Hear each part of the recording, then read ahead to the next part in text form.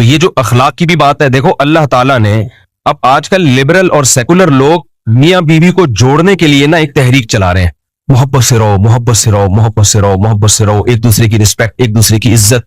بعض عورتیں بہت زیادہ خراب زبان کی ہوتی ہیں، جیسے بعض مرد بھی ہوتے ہیں. اب لوگ کہتے ہیں مرد ہے تو عورت کیا کرے گی، سربراہ پہ کبھی نہیں ہاتھ اٹھایا جاتا، خوب سمجھ لو.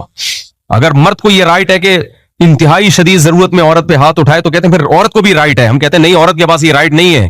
ایک عیسائی سے میرا مناظرہ ہوا، پادری سے. میں نے کہا عورت یہ کر رہی ہو، کیا کرے گا، کہنے برداشت کرے. میں نے کہا اللہ کے بندے وہ بات کر جو کامن سینس کی ہو. آپ کے ماں باپ کو گالیاں دے رہی ہے وہ، آپ کیا برداشت کرو؟ تو بس وہ برداشت ایسا نہیں ہے بھائی. جب سربراہ بنایا ہے تو سربراہ نہیں ہوتا جس کے پاس اپنے آرڈر کو نافذ کرنے کی طاقت نہ ہو، نہیں ہے. لہذا جن کو اچھی عورتیں مل گئی ان کے تو مزے ہیں، جن کو تھوڑی سی آڑی ترچھی ملی وہ تو بیڑا غرق. وہ کہتا ہے یار میں خان ساما زیادہ اچھا تھا.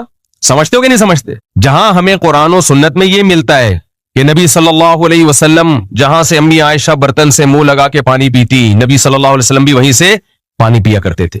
جہاں ہمیں یہ ملتا ہے کہ آپ صلی اللہ علیہ وسلم نے پوری زندگی کبھی کسی زوجہ پر ہاتھ نہیں اٹھایا. جہاں ہمیں یہ ملتا ہے کہ نبی نے فرمایا تم میں سب سے اچھا وہ ہے جس کے اپنے گھر والوں کے ساتھ اخلاق اچھے ہیں.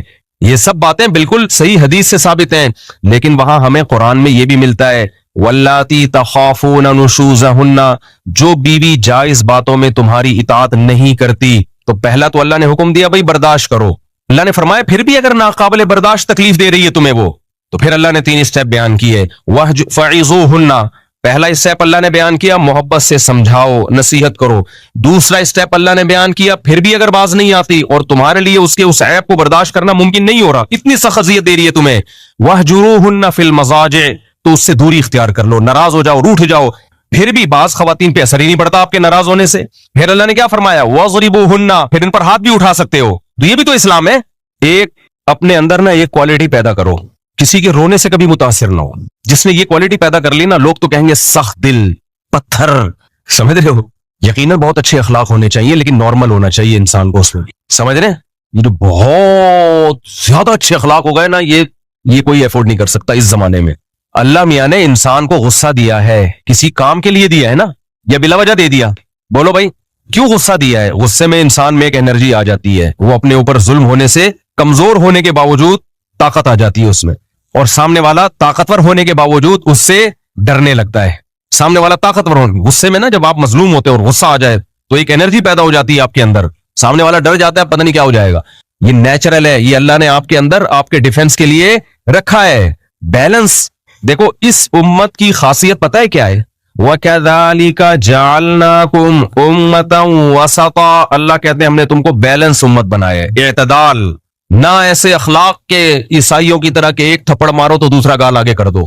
اللہ میاں نے کہا ہے کہ ایک تھپڑ مارا ہے تو تمہارے لیے جائز ہے کہ تم بھی اسی سپیڈ کے ساتھ جتنی انگلیاں اس نے تمہارے گال مبارک پہ چپکائی ہیں، بالکل اسی سپیڈ کے ساتھ تم بھی اپنی انگلیاں اس کے گال پہ چپکا سکتے. پورا ادھار اگر نہ رکھو تو یہ تمہارے لیے یہ بھی جائز ہے. اب اس میں اس کا نہیں ہے کہ اس کے دل پہ کیا گزرے گی، وہ کافر نہ ہو جائے، وہ اس کا ہیڈ ایک ہے. کیوں ہو رہا ہے بھائی؟ تو حضرت عمر رضی اللہ تعالیٰ عنہ نے ایک بہت بڑا بادشاہ تھا، پتہ نہیں کون تھا، کسی کنٹری کا نام میرے ذہن سے نکل گیا. اس نے کسی ادنا سے صحابی کے ساتھ کوئی زیادتی کر لی. حضرت عمر نے فرمایا قصاص لیں گے تم سے، بدلہ ہے بھائی اس کا. اس نے کہا میں اتنا بڑا آدمی، میں نے کہا بھائی جتنے بھی بڑے، وہ مرتد ہو کے بھاگ گیا.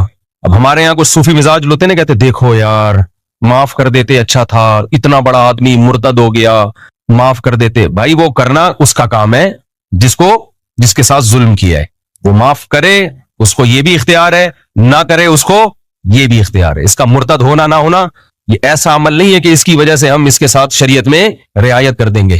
ہم شرعی حدود کے اندر رہتے ہوئے کسی کے اسلام کو بچا سکتے ہیں، شرعی حدود سے باہر نکلنے کی اجازت نہیں ہے. لوگ مجھ سے کہہ رہے ہوتے ہیں میری بیوی خودکشی کی دھمکی دے رہی ہے اگر میں دوسری شادی کروں، تو میں ان سے کہتا ہوں یہ تمہارا ہیڈیک ہے، ٹینشن کتنی تم برداشت کر سکتے ہو، لیکن اگر وہ خودکشی کر لے گناہ تمہیں نہیں ہوگا. یہ ذہن میں رکھنا، گناہ نہیں ہوگا اس کو حرام موت کا گناہ ضرور ہوگا، تمہیں گناہ نہیں ہوگا. تمہیں جب ہوگا جب تم بھی ٹینشن میں آ کے خودکشی کر لو.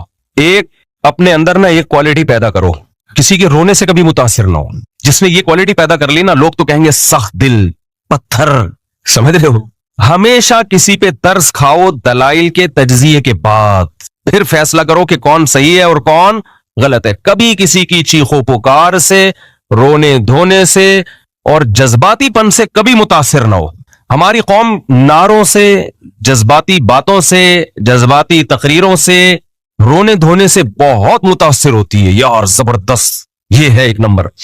سمجھتے ہو کہ نہیں سمجھتے؟ میرے سامنے جب کوئی آ رہا ہو نا، ظلم سنا رہا ہو اور رو رہا ہو، میرا دل لگتا ہے اس کو ایک چماٹ ماروں کھینچ کے. مارتا نہیں ہوں لیکن دل کیا کرتا ہے کہ جو بات ہے نا ٹو دا پوائنٹ، 2 اور 2 4 کی طرح بتا. فالتو ٹائم نہیں ہے ہمارے پاس. کوئی خاتون کا ہے نا کہ میرے شوہر نے یہ کیا، رو رہی اور رونے کی. اب خاتون کو کیا دھمکی دے آدمی؟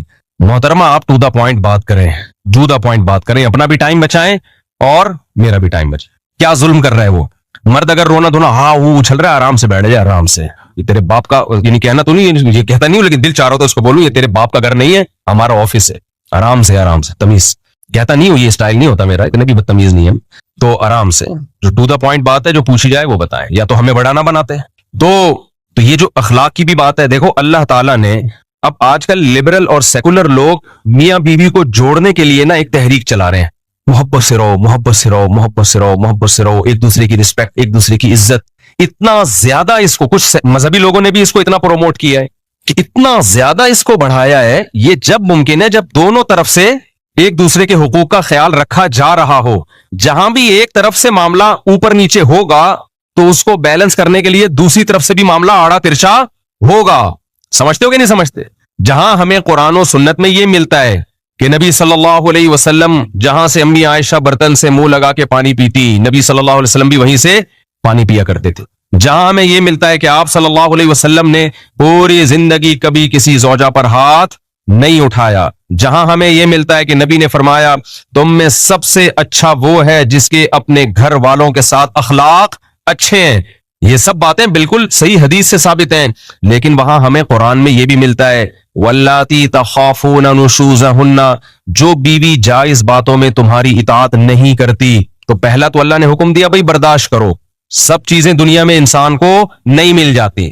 فَإِن كَرِهْتُمُوهُنَّ فَعَسَىٰ أَن تَكْرَهُوا شَيْئًا وَيَجْعَلَ اللَّهُ فِيهِ خَيْرًا كَثِيرًا. اگر تم ناپسند کرتے انہیں، عین ممکن ہے بہت ساری چیزیں ایسی ہوتی ہیں جو تمہیں ناپسند ہوتی ہیں لیکن اللہ نے اس میں بہت ساری خیریں رکھی ہوتی ہیں. اسی مضمون کو نبی نے بیان کیا إِنَّ الْمَرْأَةَ خُلِقَتْ مِنْ ضِلْعٍ وَإِنَّ مِنْ أَعْوَجِهَا أَعْلَاهَا، کہ اللہ نے عورت کو ایک پسلی سے پیدا کیا ہے، پورا سیدھا اس کو نہیں کر سکتے. پورا سیدھا کرنے میں گئے تو طلاق کے علاوہ کچھ بھی حاصل نہیں ہوگا. تو اسی طرح برداشت کرنا ہے. اصل اصول یہ جہاں قرآن نے بیان کیا لیکن بیلنس کیا ہے. اللہ نے فرمایا پھر بھی اگر ناقابل برداشت تکلیف دے رہی ہے تمہیں وہ، تو پھر اللہ نے 3 اسٹیپ بیان کیے. فَعِظُوهُنَّ، پہلا اسٹیپ اللہ نے بیان کیا محبت سے سمجھاؤ، نصیحت کرو. دوسرا اسٹیپ اللہ نے بیان کیا پھر بھی اگر باز نہیں آتی اور تمہارے لیے اس کے اس عیب کو برداشت کرنا ممکن نہیں ہو رہا، اتنی سخت اذیت دے رہی ہے تمہیں، وَاهْجُرُوهُنَّ فِي الْمَضَاجِعِ، تو اس سے دوری اختیار کر لو، ناراض ہو جاؤ، روٹھ جاؤ. پھر بھی بعض خواتین پہ اثر ہی نہیں پڑتا آپ کے ناراض ہونے سے. پھر اللہ نے کیا فرمایا وَاضْرِبُوهُنَّ، پھر ان پر ہاتھ بھی اٹھا سکتے ہو. تو یہ بھی تو اسلام ہے. یہاں ہمارے سیکولر لوگ بولتے ہیں یہ کیا اسلام مرد کو عورت پہ ہاتھ اٹھانے کی اجازت دیتا ہے. جب مرد سربراہ ہے تو دنیا میں کوئی ایسا سربراہ آپ نے دیکھا جو آرڈر تو دے، آرڈر منوانے کی پاور نہ ہو اس کے پاس؟ تو وہ سربراہ تھوڑی، وہ تو خانسامہ ہے. پھر نہیں ہے میرا خیال بات سمجھ میں، وہ سربراہ ہے یا خانسامہ ہوا؟ پھر وہ جب وہ کوئی بات آپ کی نہیں مان رہی ہے، نان نفقہ شریعت نے آپ کے ذمہ ڈال دیا، تو اس کو بھی تو کچھ پابند کی ہے نا کہ وہ بھی تو کچھ آپ کی مانے. وہ ایک نہیں مان رہی ہے آپ کی. طلاق دینے میں آپ کو پتا ہے کہ آج کل کیا ہوتا ہے؟ پہلے بھی بہت کچھ ہوتا تھا، آج کل تو ایسا بیڑا غرق ہوتا ہے مرد کا بھی عورت کا بھی. تو سیکولر لبرل لوگوں کے پاس اس کا کوئی حل نہیں ہے. وہ کہتے ہیں برداشت کرو. یہ ایسی باتیں ہیں جو گراؤنڈ ریئلٹی سے میچ نہیں کرتی. کہتے ہیں اچھا آدمی ہوئی ہے، ایک عیسائی سے میرا مناظرہ ہوا پادری سے، میں نے کہا عورت یہ کر رہی ہو، کیا کرے گا؟ کہنے برداشت کرے. میں نے کہا اللہ کے بندے وہ بات کر جو کامن سینس کی ہو. آپ کے ماں باپ کو گالیاں دے رہی ہے وہ، آپ کیا برداشت کرو؟ تو بس وہ برداشت ایسا نہیں ہے بھائی. جب سربراہ بنایا ہے تو سربراہ وہ سربراہ نہیں ہوتا جس کے پاس اپنے آرڈر کو نافذ کرنے کی طاقت نہ ہو. نہیں ہے. لہذا جن کو اچھی عورتیں مل گئیں ان کے تو مزے ہیں، جن کو تھوڑی سی آڑی ترچھی ملی وہ تو بیڑا غرق. وہ کہتا ہے یار میں خانسامہ زیادہ اچھا تھا، میں صاحب کے یہاں ملازمت کرتا تھا، وہاں بھی دہی انڈے یا آلو ٹماٹر لے کر آتا تھا، صاحب بھی میری نہیں سنتے تھے، ٹائم پہ تنخواہ دیتے تھے. یہاں تو تنخواہ بھی میں ہی دے رہا ہوں، اس کو خرچہ بھی میں ہی دے رہا ہوں، اور خانسامہ بھی کون بنا ہوا ہے؟ میں بنا ہوا ہوں. تو یہ کہنے کی حد تک بہت زبردست باتیں گراؤنڈ ریئلٹی سے میچ بولو نہیں کرتی ہیں یہ. اس لیے ہم لوگوں سے یہ کہتے ہیں کہ بھائی سب سے اچھے اخلاق والا وہ ہے جس کے اپنے گھر میں سب سے اچھے اخلاق ہیں.